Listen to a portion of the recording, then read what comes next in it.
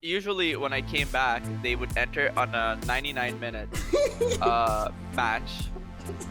I don't understand. Like, you don't want me to go to the bathroom. You for 2 hours. You want me to like feel completely comfortable with your naked self, chilling in the bathtub for like 2 hours. And if you start like having a seizure, I'll have to like save you. And he's like, yeah, I'm the owner of the house. I make the rules. That's good for the community, right? Because like you have different sets of incentives for different players, right? So for example, for a mid-level grinder, right, it's very important that he has a lot of setup so he can miss ledge dashes on, right? How do I make this ugly, dirty place into something that can attract people, right? And it's clearly not by aesthetics, you know, it's clearly not by having gamer chairs and fancy headsets. Do you have an HBox story? I have plenty of HBox stories. I was born in Brazil, as a lot of people know, in a city that is roughly translated to Saint Joseph of the Fields.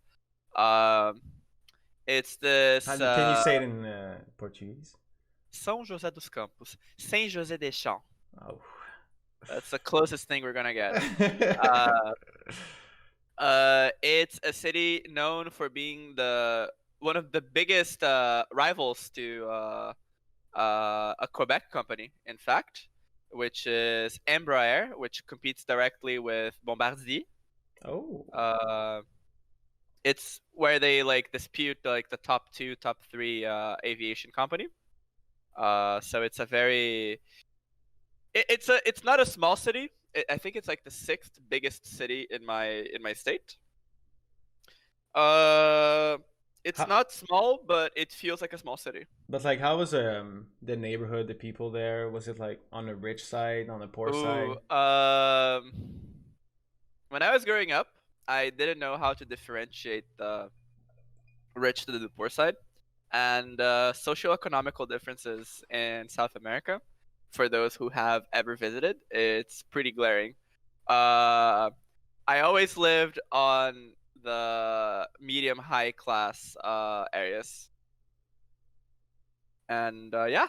Compared to here, is it like here? Rich? You guys here. There is you're very rich, and you can see it. And if you are not rich, you can also see it. Mm-hmm. Over there, it's like it's a matter of aesthetic, it's a matter of positioning, it's a matter of having policemen or not, it's a matter of having access to services that like aren't like otherwise presented to you. It's like it's ugly to the point it gets, right? Mm-hmm. So there's like a subreddit called Late Stage Capitalism, and the header of the subreddit, it's like this luxury condo, and right through a wall there's like a favela. Mm-hmm. And wow, yeah, that's actually in Brazil, right? That's like one of the neighborhoods that I used to live in, actually. And like the people at your school, was it like criminal? Was it bourgeois? No. I always studied in private schools. Okay. And private schools are like a little bit different. There are many more private schools in Brazil than I feel there are in Montreal. I mean, I never searched for like fundamental. No, there are a lot. Yeah, but I had very good education. I mean, I never had to pay for an English class. I learned everything on my with video games and with the assistance of the teachers in my private school. Mm-hmm. But yeah, it's a much less rich people kind of thing. Like you have like different classes of, like when I was leaving, when I left Brazil, right next to where I lived, there was a Spanish-speaking school and an English-speaking school. Like you were alphabetized in Spanish or English, and that's over there. It's considered extremely bourgeois, right? Mm-hmm. And of course, like the price of the school was like 3-fold or 4-fold, like the normal amount you should pay for a school. Mm. And is there where you first started playing Melee? No, so my story with Smash in general was with my cousins. They brought Smash 64 and we played until we passed out, right? That's Yes. how usually the first contact with anything competitive was. Then they brought Melee, and I didn't get to play much because I was always the fifth cousin and the weakest one, so I couldn't impose myself ever with when it came to Tell the when- French fries story. oh yeah. That's like that exemplifies. So as every kid, like you have like the kid belly, I used to eat well, and then my cousins were like the owners of the GameCube controllers and the video game and yada yada, and then one of my cousins used to pretend he was germophobic, so he's just like, hey, you just ate fries, you need to wash your hands. And then I was just like, yeah, sure. And then I go wash my hands, and then usually when I came back, they would enter on a 99-minute match just to not let me play. And I was just like, aw, man, I missed my chance. And I would wait and I wait, and then they're just like, oh, we got bored, let's do another Yes, because one. as a kid, you wait. You can wait You for wait, a yeah. long ass time when you're young. Yeah. Oh, and then you just stop washing your hands. No, I didn't. I kept like habits like when I eat fries and I eat fries with paper, it's because of that, right? Like I never like I tried eating things with I my didn't fork, want to never- say. I wanted you to say it. Yeah, like I got that habit because it's just like you're not gonna hijack me, bitch.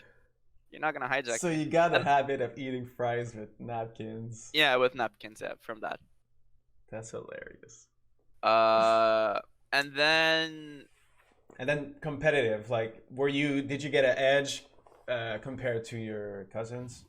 so no, and I never had the video game until Brawl. So Melee, it's exclusively a Montreal thing, ironically. So my first competitive game was Brawl, where I used to play a little bit of Wi-Fi, and I used to play I used to play Wi-Fi and I used to play with my sister and bots and everything a kid does.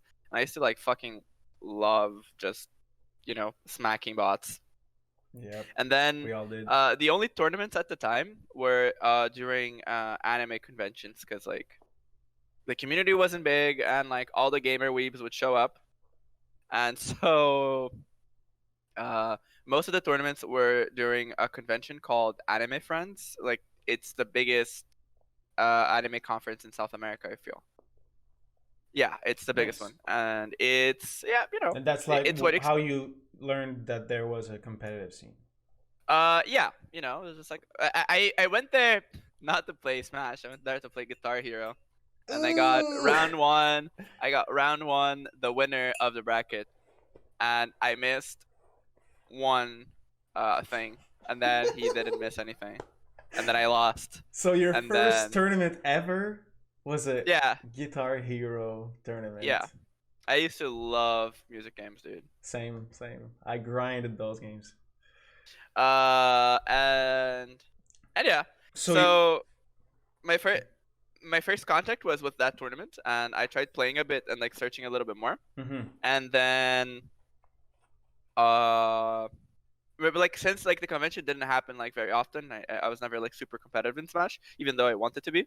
I would watch like task videos, thinking like, oh wow, this task player is very good. Yeah, Look at the potential of the game. greatest player ever. And when I arrived here in Montreal, I don't remember what happened. I think I watched Evo, or I watched Apex or something like that. You were already an internet nerd.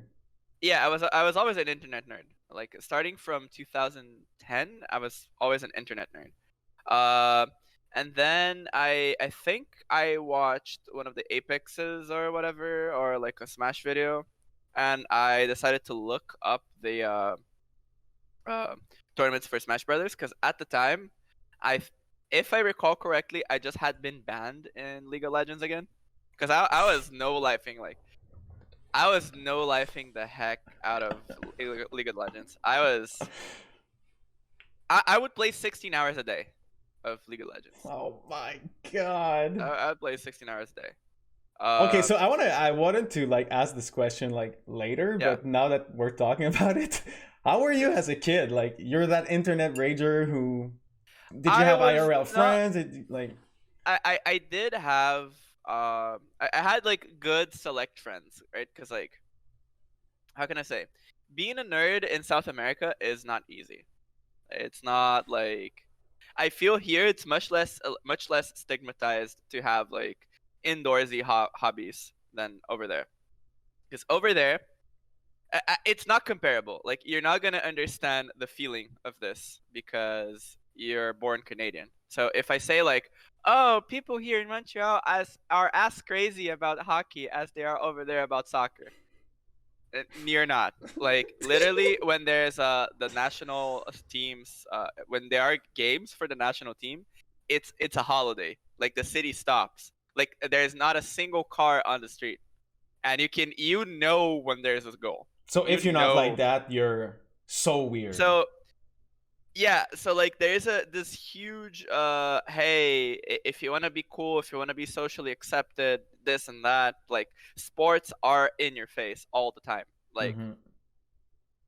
Did you all try? the of course, everybody tries, but you know. You were bad. No, well, yes, but not only that, it was more like Interest. it was more like you have other hobbies, right? It's not like, if you want to play, like, for example, anything other than soccer, everybody's just like, who are you, right? So you So were that nerd in Brazil. So yeah, not I was like much very like much. IRL Yeah, friends. yeah, no, I had some friends. I had some quality friends. That's how I Okay. say it. Okay. Okay. Because like the other people were just like, still, like, not in hindsight, because it's like, oh no, they're not as good as me. No, it's like, still they seem to be pretty boring people. Not gonna lie. They're I would probably like go back for a barbecue and I'll hate them all and I'll pretend I like them. Oh So my god. I hope they're watching. they're probably not. I wish they were, but So you moved to Montreal. I moved to You Montreal and you watch Apex, and then you yeah. think Melee is more sick than you thought. No, I watch Apex Brawl. Oh, okay, I watch Apex Brawl. My okay. shift to Melee was much less interesting than you think. So I was looking for tournaments, and I would sleep at chaotic hours, and I would never like attend a weekly or something.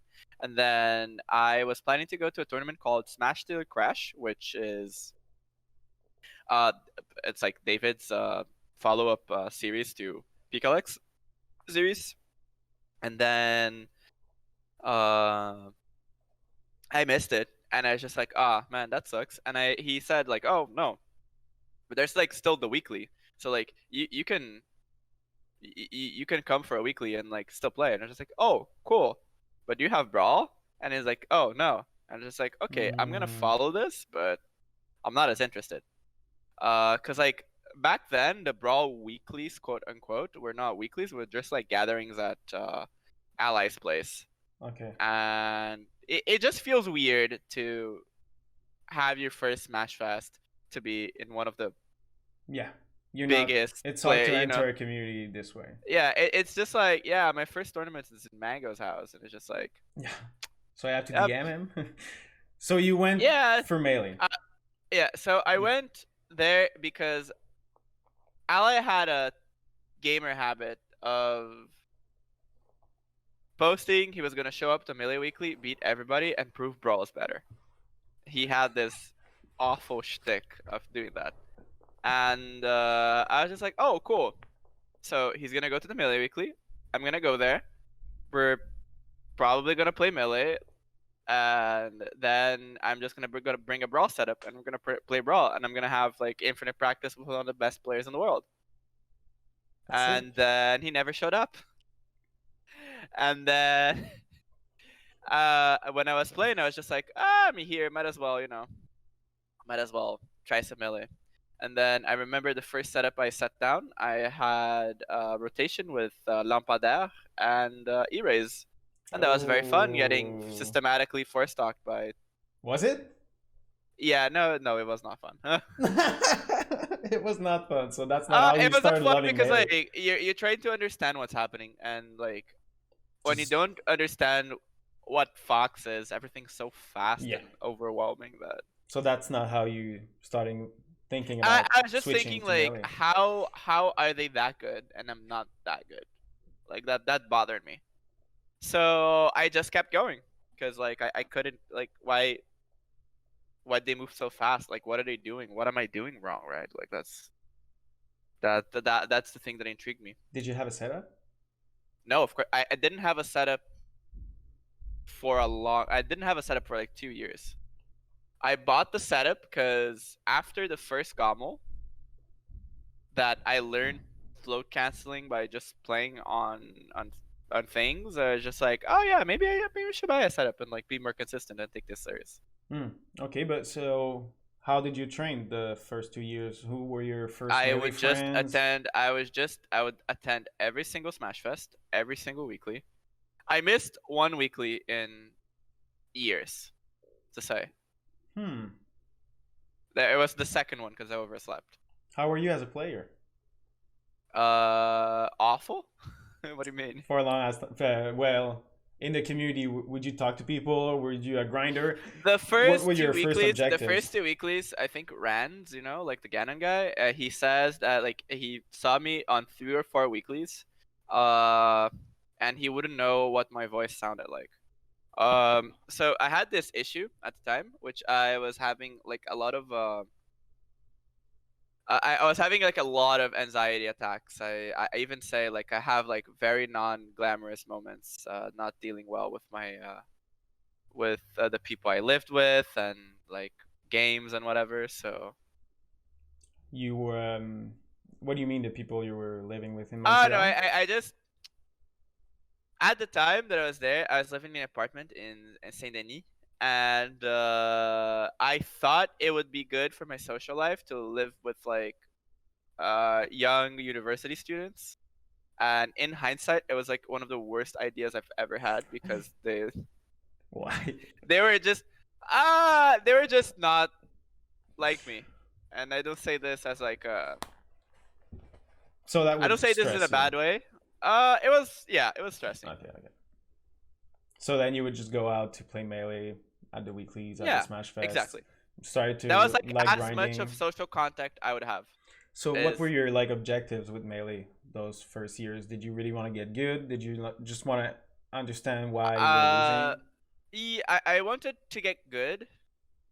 I wanted to like just like better myself. I didn't have this like objective like, Okay. hey, I want to be number one. I was just Yeah, like yeah, yeah, yeah. I think like whoever says that it's like hella corny and hella boring and Or maybe not. they tried to be good at a video game before, and when they switch, they already know that oh, I'm gonna have to at some point have an objective or something. So like I'm thinking No, of no, no. Legend. I was playing to get better and like starting beating people and maybe just like win one tournament, not nothing more than that. Yeah. Okay. And when did you transition to being a TO? How did that happen? I don't even remember. I think like David gets hired. Like we David. switched. Yeah, David Young. Yeah, Rice. But So what happened? who is David for people who don't know who David is? He is the second generation of TOs in Montreal. So before I was a TO, there was Picalex, and then This is the it first. transitioned to the first of this generation of tournaments. Okay. So Picalex, he had like he used to host Smash Fest a lot, and then he hosted monthlies, which was Smash to the Crash. Uh, then David took over and he started weeklies, and then he stopped because of life, working and a career, and then I take over. How did that happen? Did he approach you? Did you propose it? He just asked people that were the most regulars. So it was mostly me, Morgan, and Zelmar at the time. To just like, hey, sometimes I'm gonna arrive late, sometimes I'm not gonna arrive at all. You guys should, if things happen, this Can is a you? bracket. The TVs are here. Set up things this way.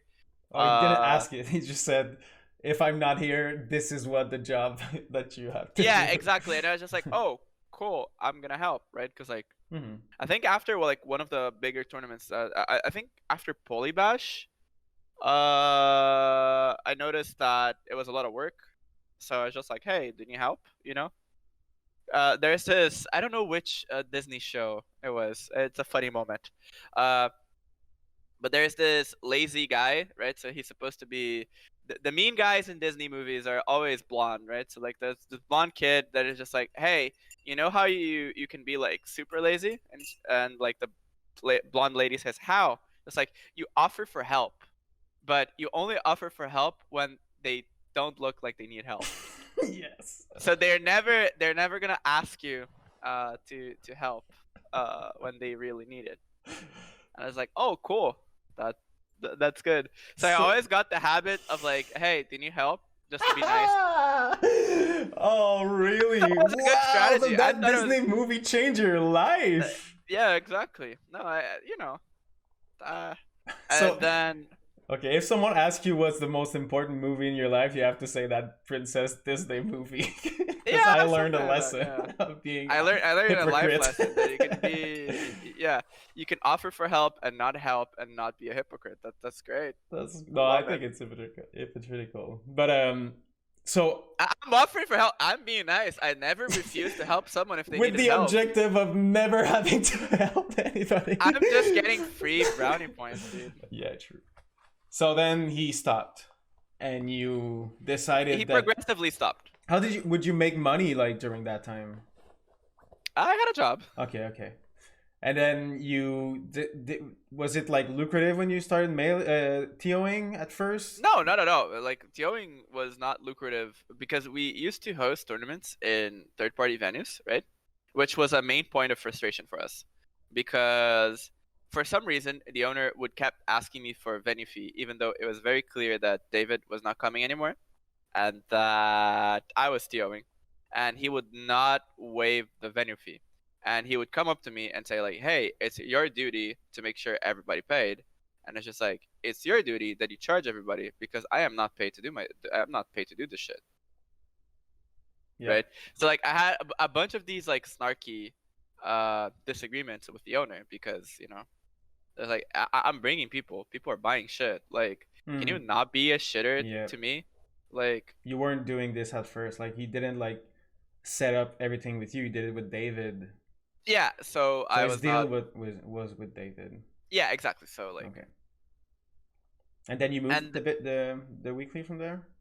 yeah, so the plan was I invited my good friend Miles for a weekly, and he was just like, why are we paying, like, he came for Project M, and he saw the amount of people, and so he saw the amount of people for Melee, and it was just like, it makes no sense for us to pay a venue fee when we can probably like rent a big apartment and do it ourselves and have cheaper rent and do things until after midnight, or put the tables the way we want. Because the hard part was, since the place wasn't ours,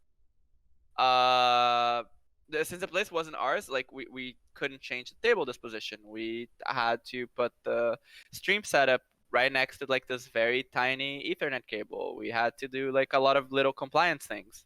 And the final straw for us, so like we already had the plan to like telling them bye bye, take care. We had moved in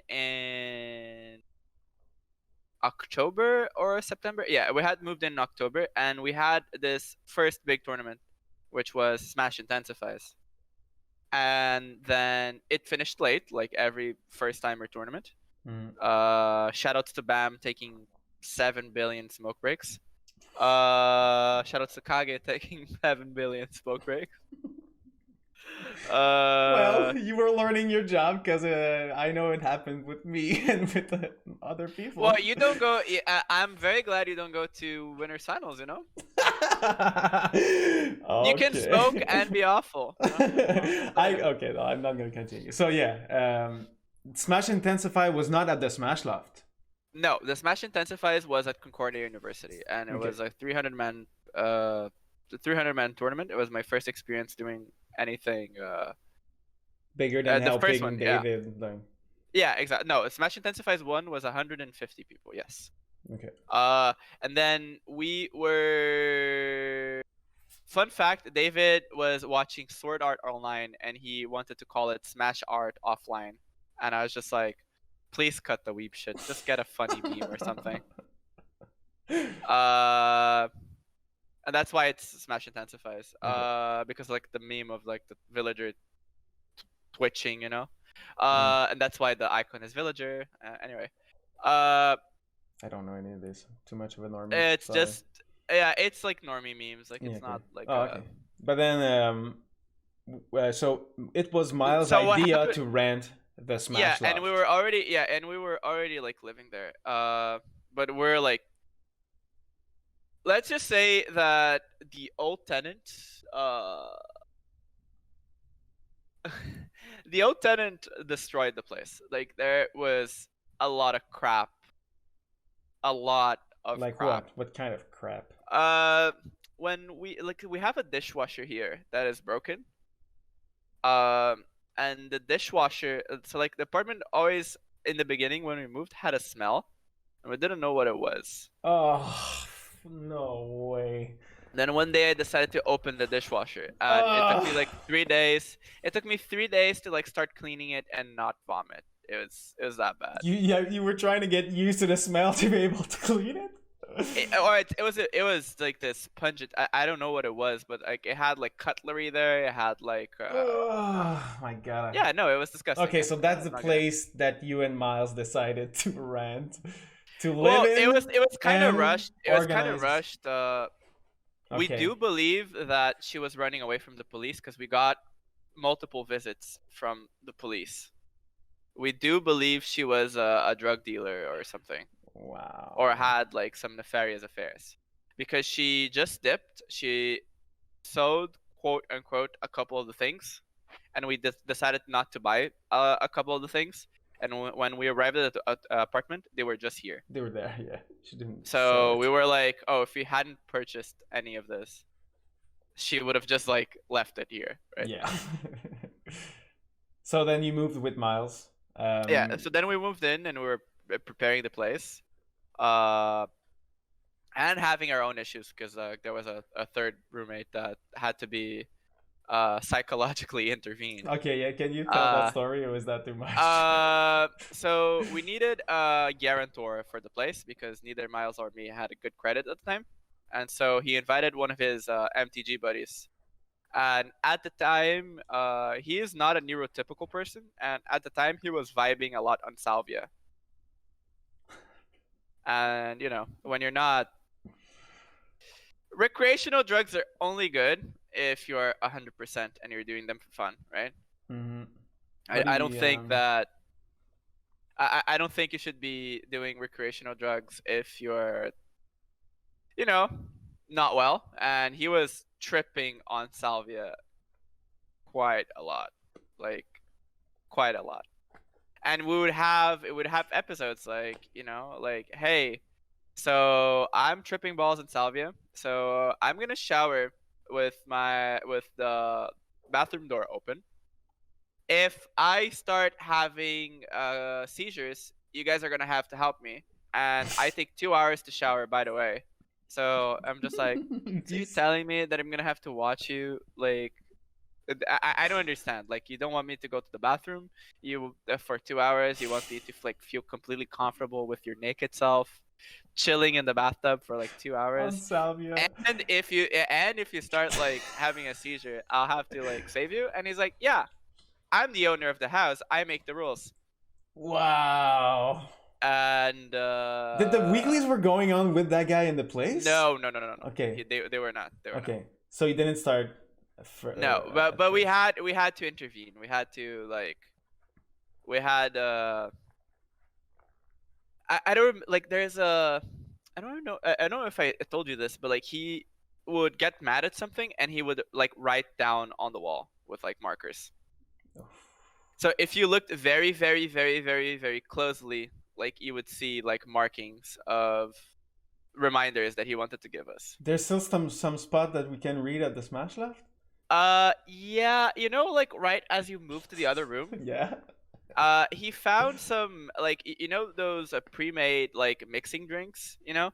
So there were like 3 drinks that like were used probably for decoration because like it had like wavy bottles. Okay. And he really liked the color, so he decided to open one of them and start drinking from it. So it was like the blue one.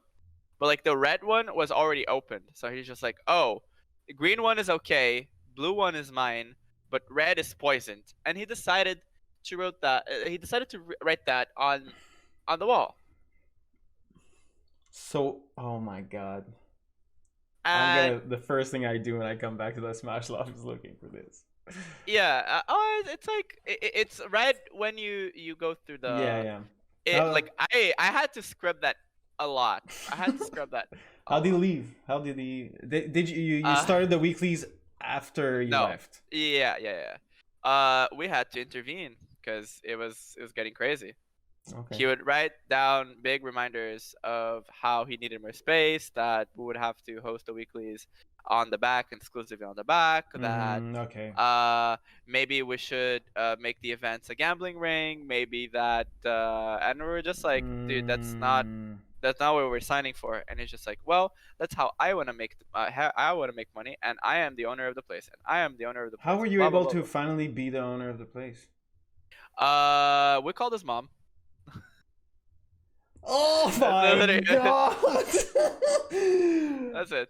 So So she was the owner of the place? no, you can be the owner of something, Pino, and have your name on it, but as long as you're not paying for it, you're morally accountable. You're morally accountable. He's still So on the lease? we called him. He is still on the lease, yes. To this day. To this day, yeah. Holy shit.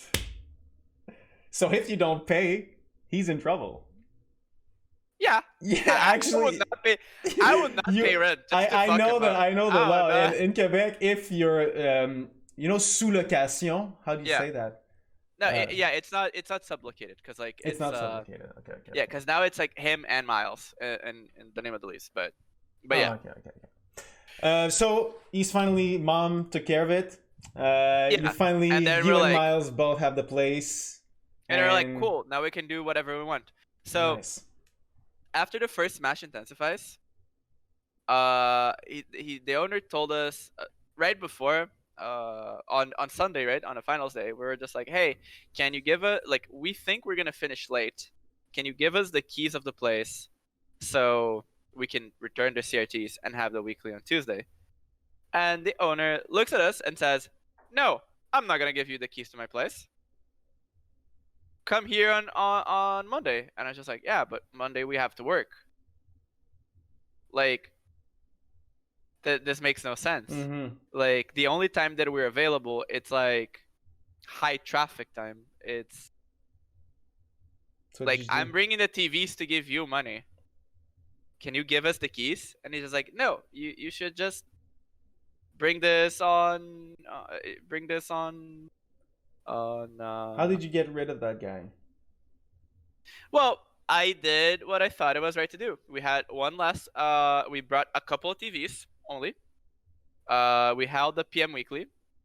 We held the Melee weekly, and then the next week I said, "Hey, we're doing a tryout over here because I'm not gonna bring all the CRTs to. I'm not gonna bring all the CRTs over there." And then I told them, "Hey, we're gonna test a new venue, so we're gonna chill for this week." And then we just never went there again. Nice. Fun fact: the guy had opened a new venue next to Côte Vertu, and he invited us, and it was a very cringy moment because he kept saying like, "Hey, here at Gamers Vault, like we're a place for the community and blah blah blah blah community, blah blah blah community," and he just like kept repeating that as if I didn't know he wanted to sell stuff. And I was just like, maybe he changed, maybe he learned the lesson, but like you're not gonna get like you have to offer something better than like, you had the perfect situation. You had the Smash Loft. You had Miles that was in the project too. So how was the first Smash Loft weekly like? A mess, like we had more people than we expected. I think that's when we started having like 30 to 40 people.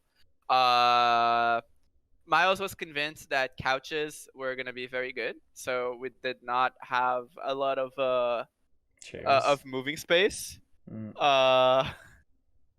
it was rough. We were still like not ready. Like we're apparently like not fully ready to receive people, because as you start having events, like you have to take care of like other messes, right? And as we were cleaning that, like I don't know if it's still there, because there's a point that like I I just like stopped finding things that the old tenant left. But there's like a branch in the back, like a decorative one stuck to the wall. It's a And museum, dude. those are things that like I would walk around my apartment and I would just like look at the corner and there's a branch there and I was just like, wow, I did not notice this So here. the Smash Loft has this reputation of being dirty, and you're kind of Yes. saying that people are right. No. They were like, don't get me wrong. Like don't get me wrong. It was it was definitely up. It wasn't definitely up to like the hygiene standards of an adult. Like I'm not gonna like, especially now that I'm not having events here. I'm not gonna sugarcoat it. But like it's an impressively hard place to clean. Yeah, That's all I'm gonna yeah, say. no. Even It's with like cleaning it all the time, it just looks like a yeah, well not the really an aesthetic, apartment. yeah, the aesthetic of the place is like it's Yeah. just not there. I was like kind of scared the first time I got there. Like for example, before we painted the floor, Mhm. I was on this like super motivational coach mood kind of thing, and I would just like clean the floor and the tables every day, and then people would come over here and it's like, wow, it's dirty, and I'm just like, no, the floor is just ugly, bitch. Yeah. I literally just clean it. Are you calling me competent? Oh, that's so funny. But even if it's a dirty looking place, I think most of the other communities would be jealous of what you've built with the Smash Loft. Yeah, I think a the friendly place. environment. Yes, And I think the place is definitely more than the place, and more like the excuse to gather. That it mattered to me, at least. It mattered. Like how did that start? Because at first you were just helping David. You weren't like an especially social person. Like yeah, I was not social at all. So how did you? When's the first time that you thought really about what you were building and how you wanted it to be? To put it short, we were a please group don't. of. I want to put it short. Okay. We were a group of 5 people talking about how things should be dealt, and then I would be one of the big voices, but someone would always disagree with me. You don't want to name names, right? That's why you say someone. Not necessarily, because like a lot of the times, for example, would be Miles. Like for example, one of the things that I would tell Miles. Who were the 5 people though? Let me open the TO group. Okay. But yeah, what would you disagree with Miles? It was me, Miles, Baz, Lafungo, and Morgan. And always I would propose something to change things. And one of the 5, I wanted things to be unanimous, because I wanted everybody to be on the same line. And they would never be. Like for example, ironically, one of the things I said was, hey, maybe we should have food at tournaments. And then Miles said, no, food at tournaments is not a good thing. Oh, the irony. Oh, the irony. Wow. For those who don't know, Miles started doing tacos at the Smash Loft. Yeah. Like the last year of before pandemic. Yeah. The last a year. Those were the best tacos. It worked so well because we used to get out of the venue to go find food, buy food, and then delay the bracket. And when Miles started to sell 2 tacos for $5 and the shell was homemade, like everyone stopped going out for food and started to eat at the venue. So tournament would run faster. We would like have better food than the fast food around for less money. We could bring drinks, carbonated drinks to the Smash Loft. So that's also why it was like such a friendly environment. So what happened was, that I wanted things to be unanimous, and then I was still on like a competitor's vibe, even though I was even TOing. though I was TOing, I was still like, hey, I'm a competitor first and a TO second, don't forget. And then I had a discussion with Morgan, and I was very like, so the way I put Morgan's vision nowadays is that Morgan was very gamer, right? So like he wanted like, hey, we should do things to make it big and like make it hyper competitive, and like if we can like do like a Hunger Games of Smash, and like if you lose you die, so you have to try your hardest. Not literally, but you know. You wanted something in that nature. Yeah, he wanted something in that nature. He wanted things to feel very competitive. And What about the others?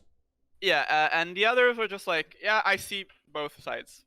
Okay. I see how that's good, but like they would hesitate. And then for me, it was that I don't know what happened, but I just had a rupture within the way I thought that like maybe having it hyper competitive was making people go away rather than congregate, right? Because I would see people not having proud gamer moments, and I was just like,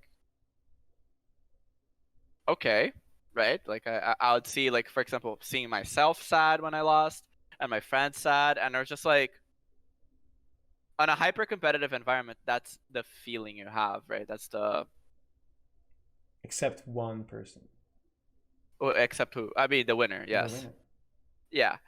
So I just started like, hey, maybe we should not have it hyper competitive, because I was to the point where like I was hearing suggestions of, hey, we should make the pot prize winner takes it all, and I was just like, dude, that's not good.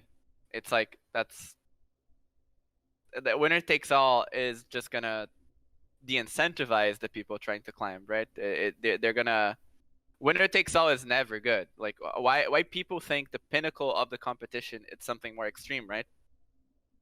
Like to have competition, to have a sensation of climbing, you need to have all the steps. That was my logic, right? And I think I made it very clear. So like if you're new and you're in a hyper competitive place and you have no reference of whether you're getting good or bad, like if you're getting better or worse, because there's like a lack of bad people, then you don't have competition. You just have this like steamrolling of noobs until the people that get to play, right? And that's not good. And that's And why. so No, go ahead. Go ahead. and so I don't know. I just started thinking like, hey, let's incentivize things by having a more spread out prize pot. Okay. You know, that's one of the things. But that that's only yet still a lot of 0-2, 1-2, 2-2 players. Yeah, of course. During my 3 years at the Smash Loft, would attend every week and have a good night. Maybe a 10 minutes of rage after losing, a little tantrum, but after that, we would just keep playing with each other and going outside to smoke. But I feel, yeah, but I feel that the ambience of retention and going to a tournament and staying at the tournament was much better when you had like a less hyper focused gamer environment. And how did you build a more friendly side of that? By just like refusing the ideas of people that were hyper competitive. So like for example, the winner takes all, like a super weighted down prize pot. Putting prize pots to attract foreigner players, doing events that were geared towards like I always wanted, like, let's say, hey, what can we do to like attract players from Toronto? And it's just like you pay a car of players from Toronto to come over here, right? So like at the time, for example, for one of the poly bashes, we had like As long as you had a full car, we would pay for either the tournament fee or like the gas, right? So I don't necessarily want a top player. I want people coming over, right?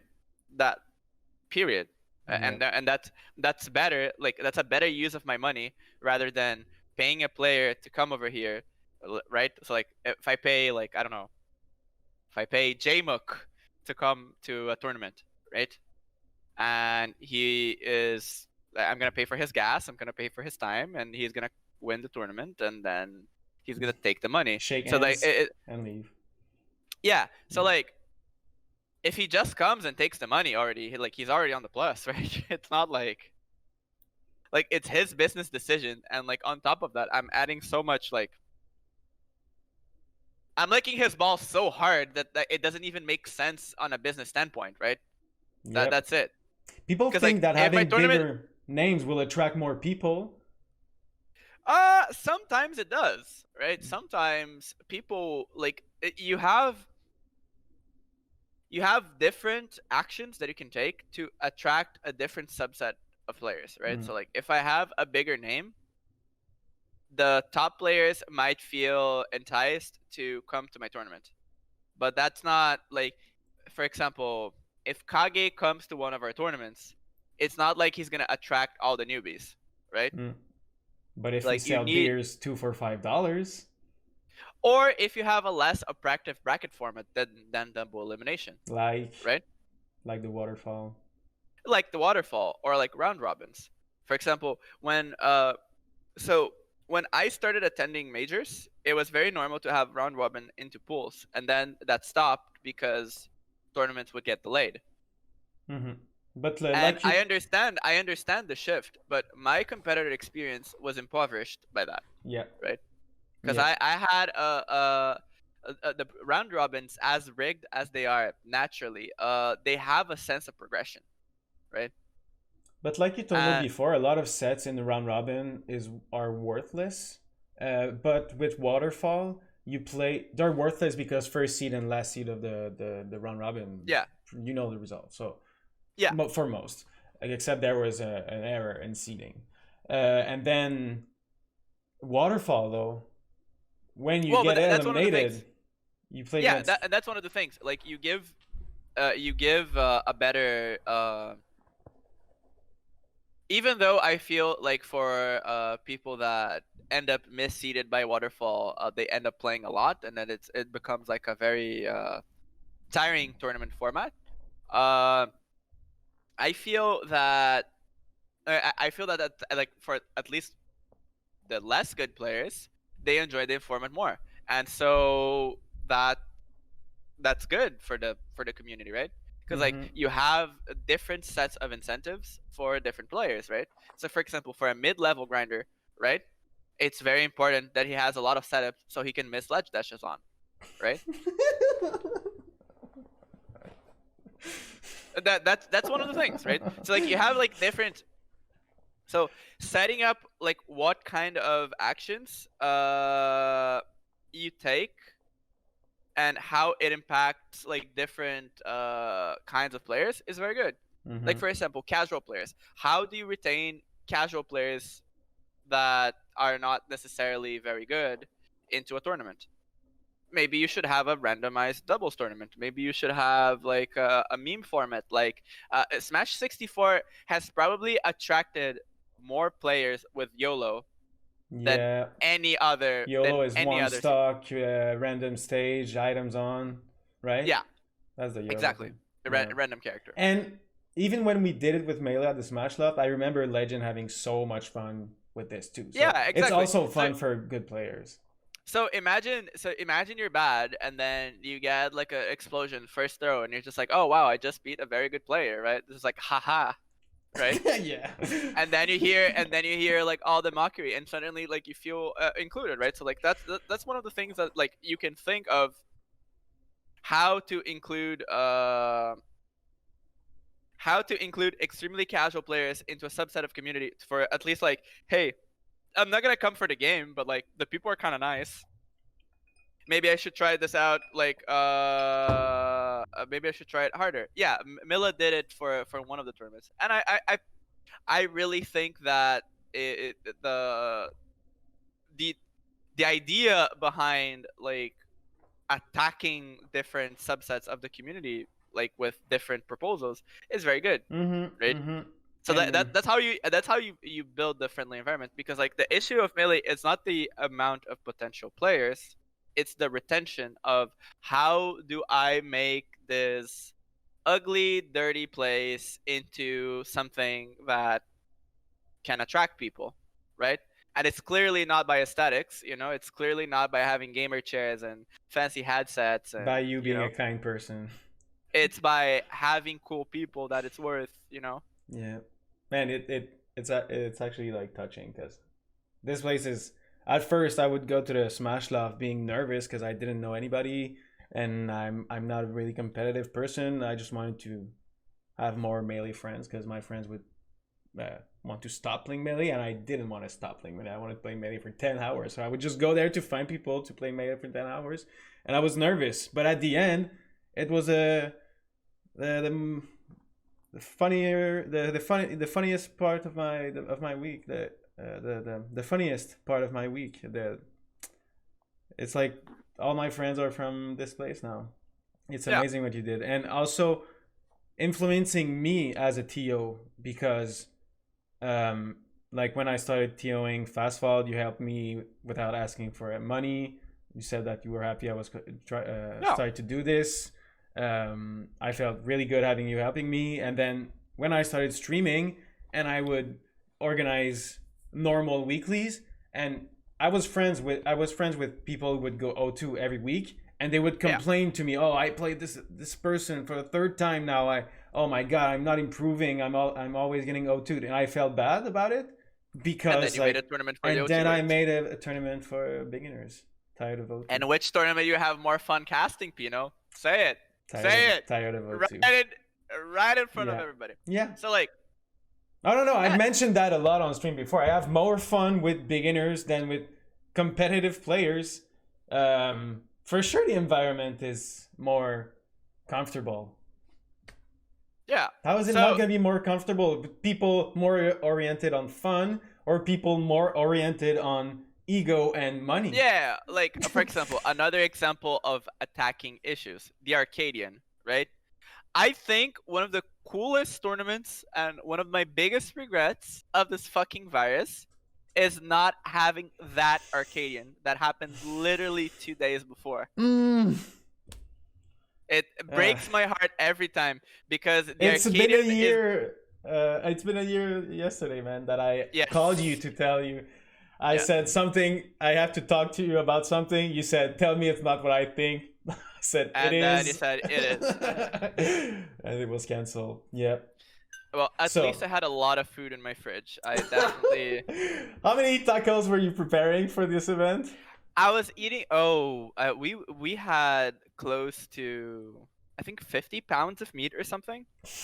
Dude, I finished eating that. I was chunky, dude. I was chunky. I think I was close to like 80 kilos or something, because Miles does not eat that much. Miles does not eat as much as I do. I finished it. I had like this big gamer belly. So we had like 120 people registered for that? Around that? Something like that, yeah. Yeah, and I think registered for the bracket. 5 people contacted me to get a refund, and everybody else said, "I'm gonna play when it's back." And I think the 5 people that asked for a refund, like 3 of them were moving to the States. So yeah, that's an event everybody likes. We were very excited to have it. It's just too bad. Do you still have time, man? Yeah, I do. I'm not busy. Okay, cool. I have a 30 minutes before trying. Okay. Okay, cool. I'm not gonna ask you the true or false for now. What's your biggest rivalry in career?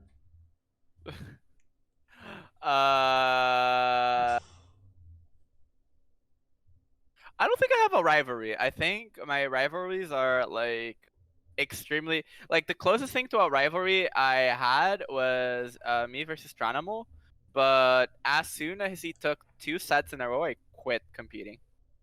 Oh, I think that's the really? closest thing. Yeah. He made you Uh, stop? no, no, no. So what made me stop was I got very mad at a tournament because I got falconed by Jeff, and I almost threw a chair at him. It's like one of my least proud moments. Wow. And I was Okay. like, right now, looking at it, I would definitely throw a chair on Zelmar. Zelmar definitely deserves a chair, but Jeff does not. Jeff is Jeff is an angel. I could throw a chair on Zelmar and he would laugh at me. Like Zelmar would just like. That's so true. That's so Jeff true. would just. Why did you do that to me? Yeah, Jeff was just like.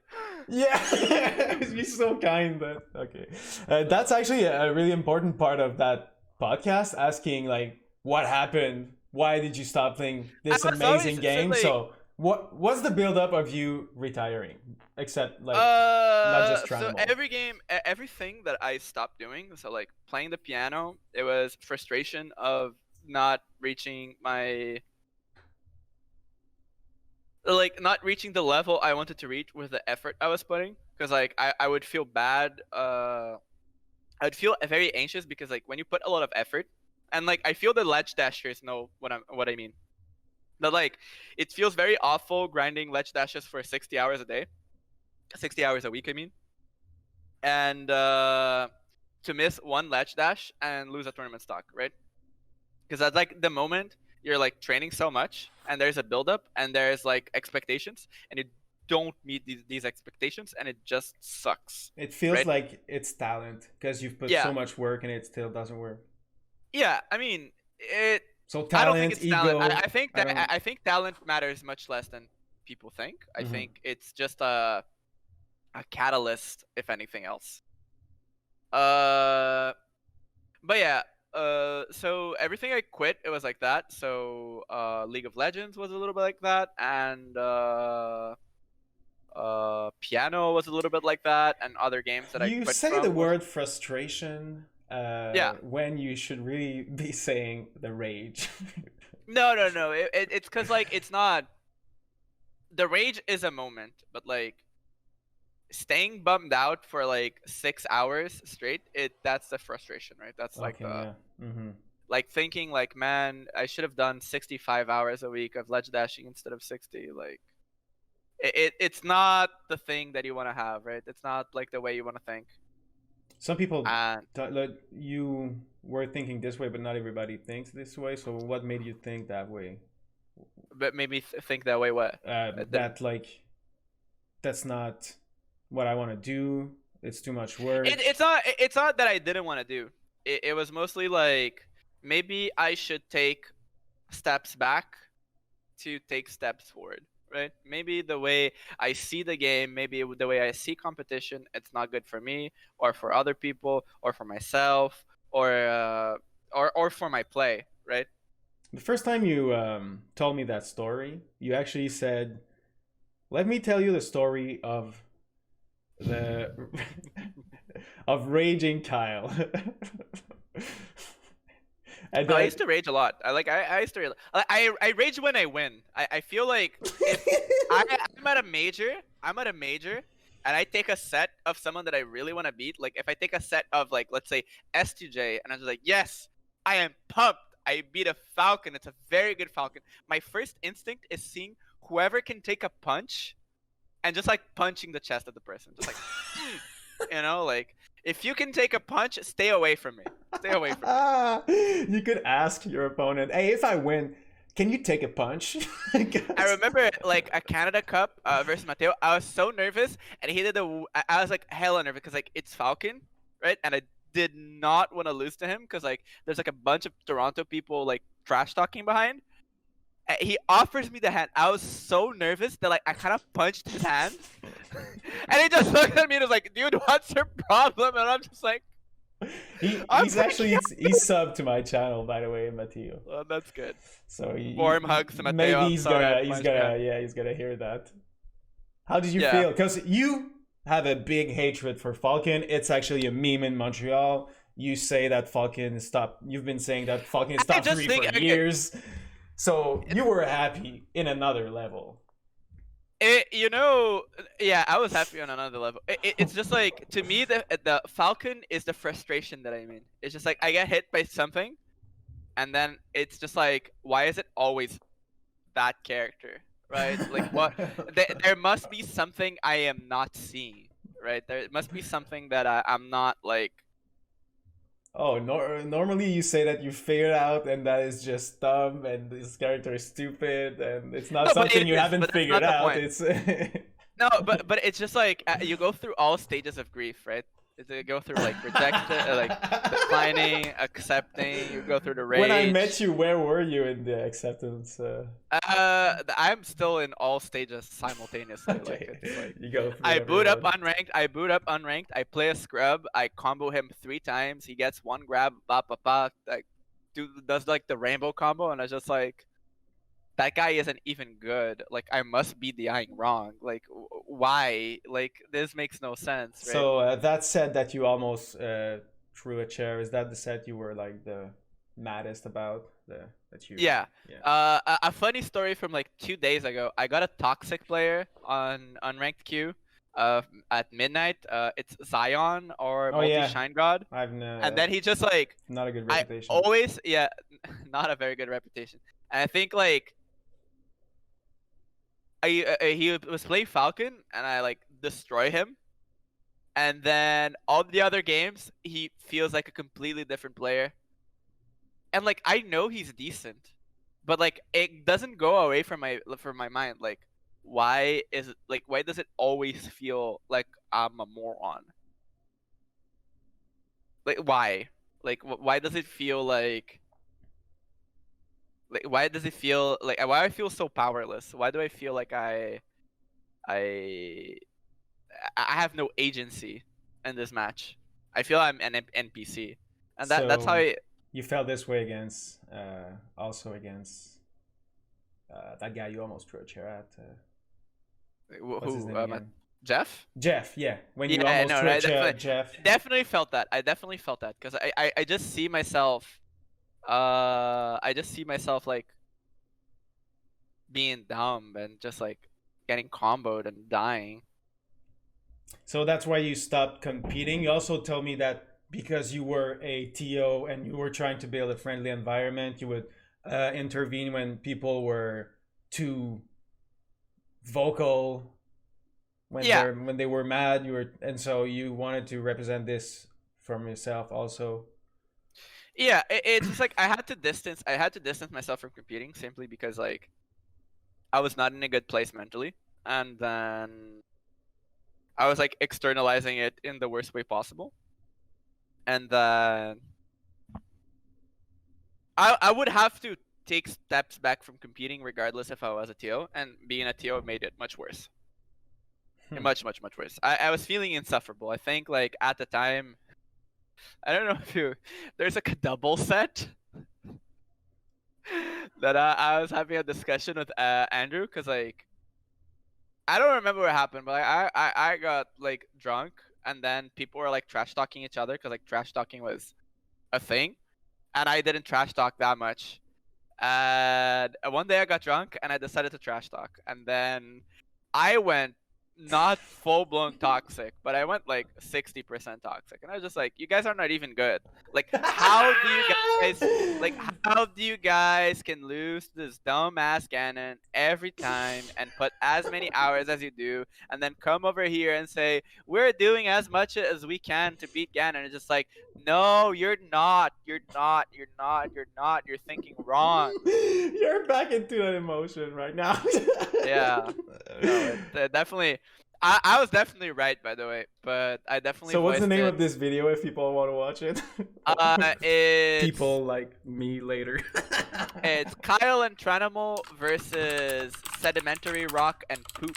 It's like a doubles match, and between sets and mid sets, I am discussing how I am right in that discussion.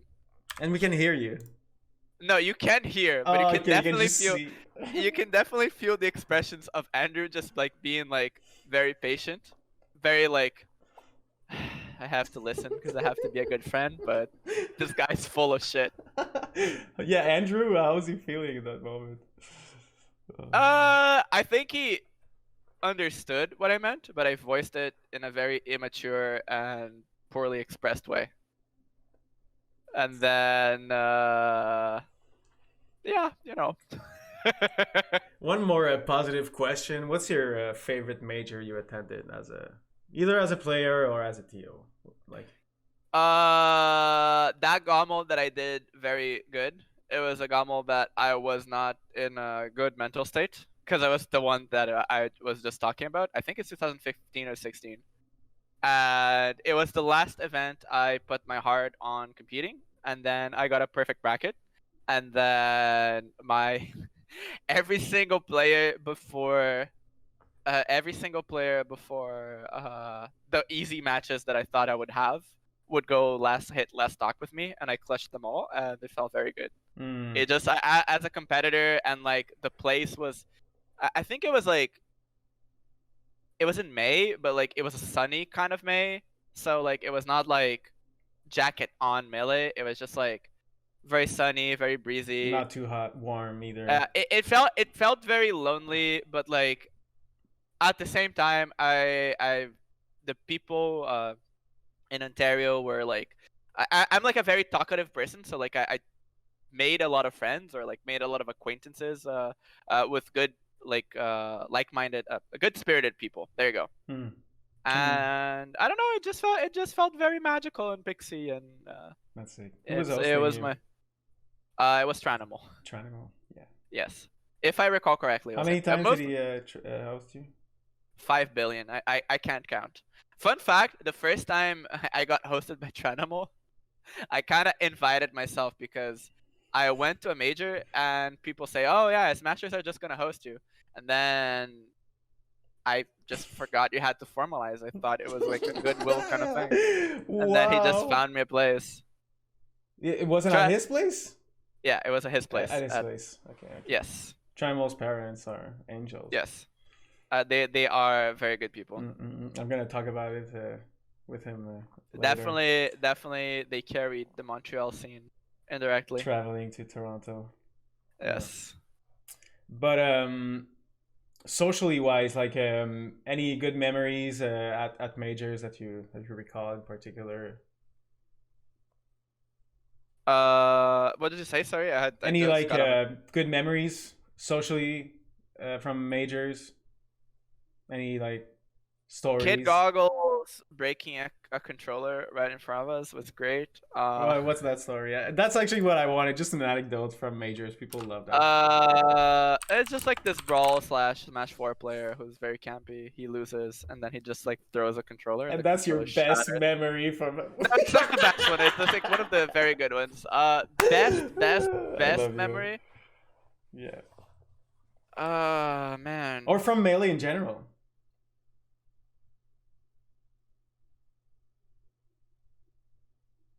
There's like so many memories. Like it's hard like picking the best one, but like it just like endings. Like I think like the general feeling I had playing doubles at the Arcadian was great. I don't know. Like it's hard to pick one. Do you have an HBox story? I have plenty of HBox stories. The two funniest ones was Sauce just beating the moon, and we're being happy for him. And then Sauce that Link from Ottawa. The Link player. Okay, yeah, the Link player. And then it's like, oh yeah, it's very cool that like we have a Canadian player that's like gonna be recognized for being the best Link by like beating the moon and stuff. And then HBox is just like, oh yeah, it's cool and all, but like the best Link player is from Florida. His name is Christian. This is very good. And like Sauce is not even close. And we're just like, dude, can you stop fucking stealing our moment? And then the Gommel right after, so HBox had this, hey, you don't have to call me Hungrybox, you can call me Juan, because we're tight like that. And then the next major, Tranimo goes up, hey, what's up, Juan? And he's just like, who are you and why you're calling me by my name? And it was just like, I hosted you last year, don't you remember? Oh, you were also with HBox at Tranimo's place. Andrew had just like when he's frustrated, he has this like, I'm not gonna talk about this. I'm not gonna make a scene about it. But he's just Yeah, like so mad inside. That's like it's kind of funny. It's kind of endearing. that's hilarious. Okay, Uh, the true or false. oh boy, I'm For not this ready. part, If it's too hard, I'm gonna disconnect. That's it. no, you have to answer. We'll discuss it after. But for now, Okay. you can only say true or false, and yeah, Okay. no explanations. Pino is a good player. False. Pino is funny. Ah, true. Okay, good. Okay, that's it for me. Thank you, guys. Okay. That's true. It's not true. It's not true. It's not true. Okay. Third, true or false. Your sense of humor is condescending. Yes. True. You are a lame player. Oof.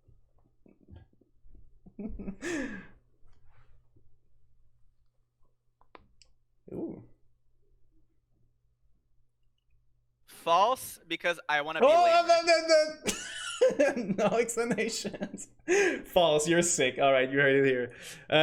Montreal. I didn't say I'm sick. I said I'm not lame. Montreal is bad at melee. Yes. Tranimal is mean. False. Legend looks inapproachable. True. It's the word. The keyword is looks over there. Okay. Yes, I know. I chose my words correctly. And you told me to not justify it, but I'll put a tangent and I'll protect Legend in this one, even though I didn't want to. Yeah, it's like okay. He is probably out of the top players one of the most approachable people there is. Yes. But he just does not look his like face. It's just yeah. it's He just has like the gamer expression, like elite gamer. But he is not a bad human being. Oh no, quite the contrary. Yeah. Okay. Now more melee related. Okay. Oh no, one last not melee related. Me being lame was not melee related, really? No, it's about you. Okay. Okay. Last not melee related question. Kyle is funny. Oof. I'm hilarious, true. Yeah. Okay, melee. Fox loses to Marth. False. Oh, okay. Marth is easy to have good results with. False. Jigglypuff is easy to have good results with. False. Falco is easy to have good results with. Can you do true squared? What is this? What does that mean? Like just like true twice, like super true, Oh, omega true. Falco it's true. He's easy Yeah. to be good with. Okay. Can I elaborate on that one? Yeah. Any character that you have a plan that does not involve baiting the person is an easy character. So like if you play Jojo, don't stop watching here. Stop watching. If you're at home, click pause. I'm gonna give you 5 seconds. Okay. So characters like Link, like Young Link, Peach to a certain extent, as long as you have a projectile, you can sort of make a game plan where you don't have to interact and bait as much. And that's like, how can I say this? That's like Marth and Jigglypuff, and that's why I said false. You have to bait, you have to read movement, you have to do things proactively and reactively, right? Falco, if you're on long range, you can always like spam lasers, you can always pick the good positions. He has very oppressive tools and no drawbacks for it, right? So like Falco, if I had to define, it's a very poorly designed character. You need infinitely more skill to play Fox, which is a character that have to be precise. It's a character that has like a lot of counters. It's a character that have to bait and maneuver your opponent, and he is still very oppressive. He's still a very like strong character. Clearly the strongest character in the game, in my opinion, and like one of the hardest, of course. But like comparing the difficulty of Fox, where you always have to be precise, with Falco, where I don't know, like I think you can play Falco hella drunk and like still like be a top player. Shoutouts to Mango. Mango. People have been more vocal in chat now than for the entire podcast. Falco. Okay. If you want to, I saw Michael. Michael is being salty. What if I want to bait and interact with Falco? That's good. That's great. Like if you want to bait and interact with Falco, that means you're a good player, and I'll love you for saying this. But that's just not the most oppressive Falco. Okay, true or false? True or false? Falcon is easy to have good results with. No lasers. You have to bait, don't you? Oh, you're hesitating on this one. I thought you were going. I'm hesitating. I'm hesitating because like, you told me to not elaborate, but I just can't. Falcon can skip a couple of fundamental parts of the game. The same way Jigglypuff can. By being but Falcon is like playing melee on training wheels. Yeah, the next was Falcon is a brain dead character. Well, that's true. That one you don't need me to answer. But I feel like Falcon is just, you play neutral on steroids, you play punish game on steroids, but you still need a resemblance of. You need resemblance of neutral. A resemblance of like fundamentals in order to like externalize it. Yeah, right? like reading your opponent's movement, being precise. Just the concept of throwing big hitboxes and when to throw them, right? You can watch Fat Max and he whiffs 9 aerials and hits 1, right? It's like yeah, that's true. Okay. And he's very good at whiffing aerials and yada yada, but you know. Now, Falcon loses to Fox. True or false? Just true or false? True. Falcon loses to Falco.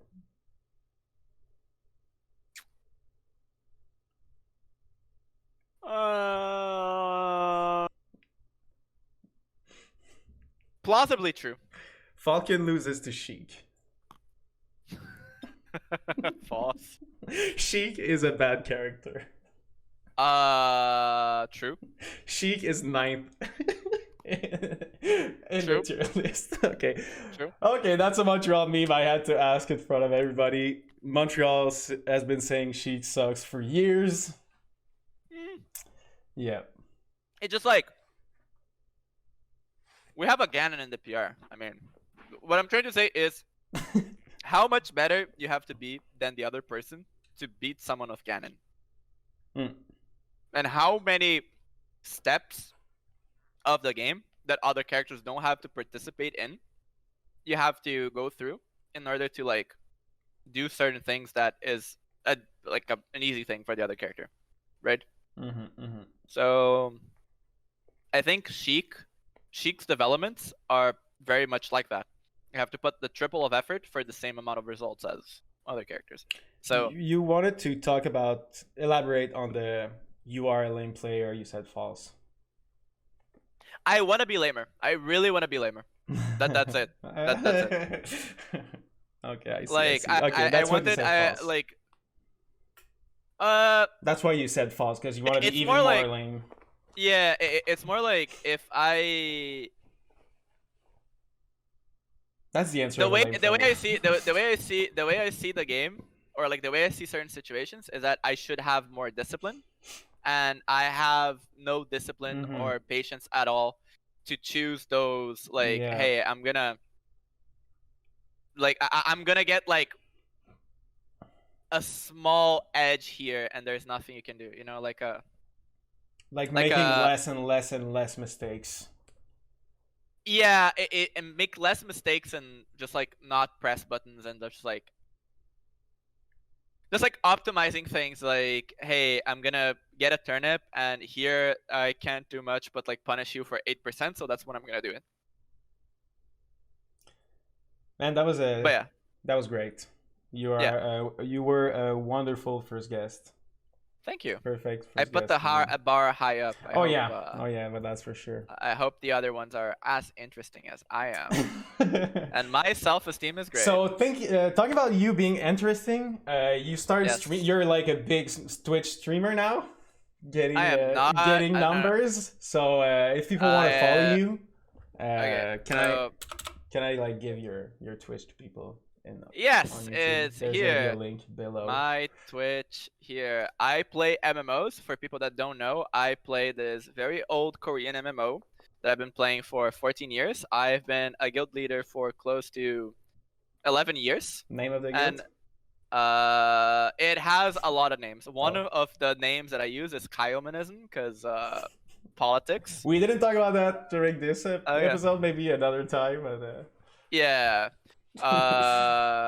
So you guys can see me shouting at the camera and tell people to act like the apes they are, if you understand the lick of Portuguese. And on Sundays at 2, you can see me playing with my German buddies and making fun of. You speak German too?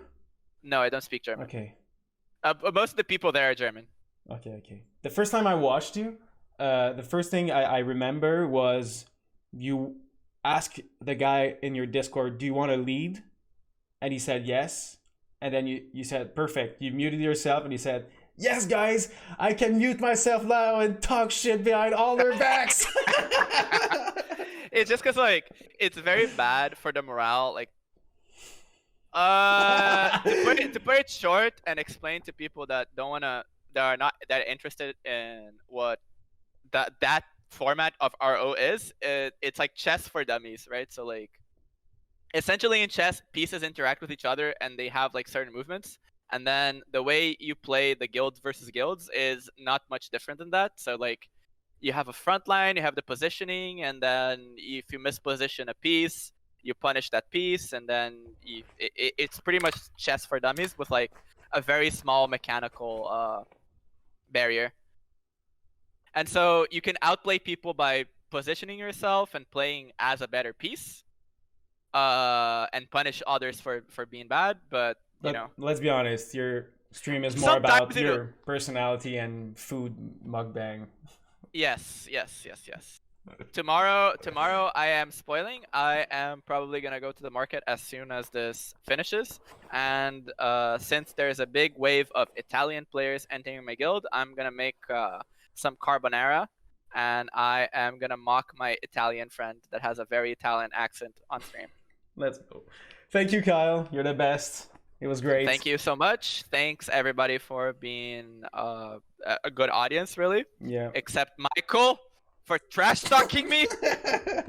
Love you, Michael. All right. Have a good day, man. That's fine. I love you. Have a good day. Take care. Bye-bye.